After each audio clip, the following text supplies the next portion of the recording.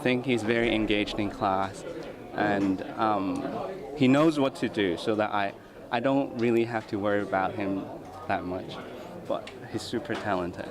More than 28,000 students, or about a third of the fifth formers who sat the exam, met the minimum entry requirement for a government-subsidized university degree. But only 15,000 such places are available in the city's universities.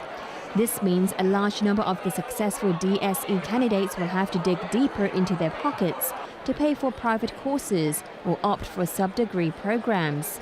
Others did not waste time and tried their luck at the Hong Kong Institute of Vocational Education.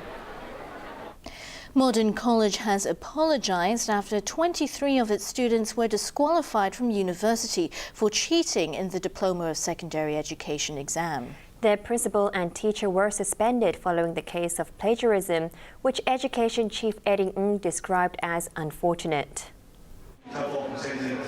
While more than 28,000 students compete for limited places in Hong Kong universities after being successful in this year's Diploma of Secondary Education exam, 26 others have already been disqualified. They were penalized by the Examinations and Assessment Authority for plagiarism. The students were found to have copied material from the internet for school-based assessment papers without citing the source.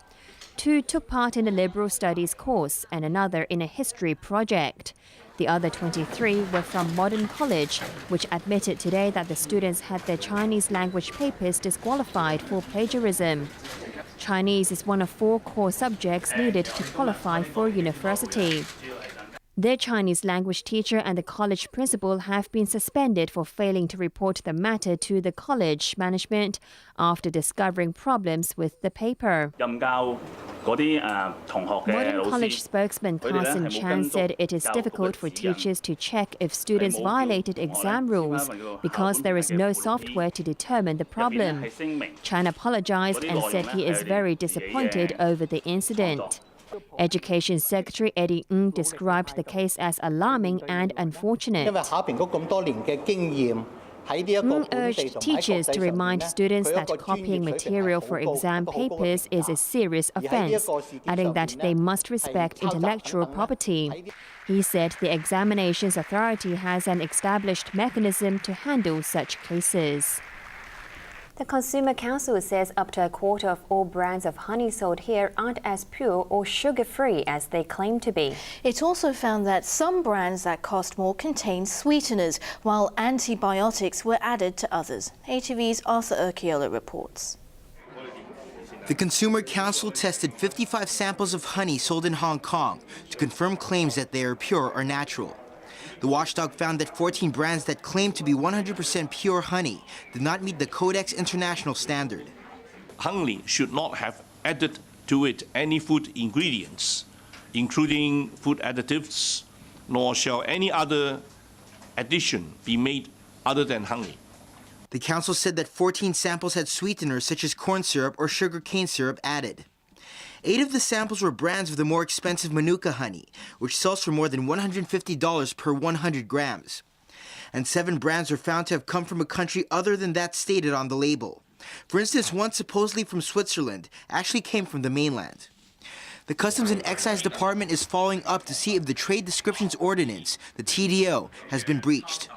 For TDO, the spirit of it is very straightforward. Whatever the claims and information that you provide to customers, that has to be genuine and true and factually correct. And if there's any claims, that require evidence to support, you should have the evidence to support, to back up your claim. 6 samples were found to contain antibiotics, which can cause problems with bacterial resistance if consumed over a long period of time. In the long term, it is not good to your health.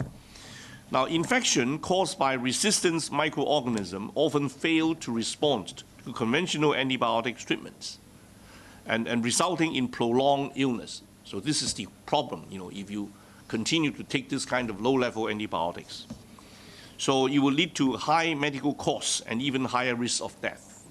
Currently, there are no laws to restrict the levels of antibiotics in honey, but the Center for Food Safety says normal consumption shouldn't result in adverse effects. Arthur Urquiola, ATV News. The Independent Police Complaints Council said protesters and officers must publicise agreements they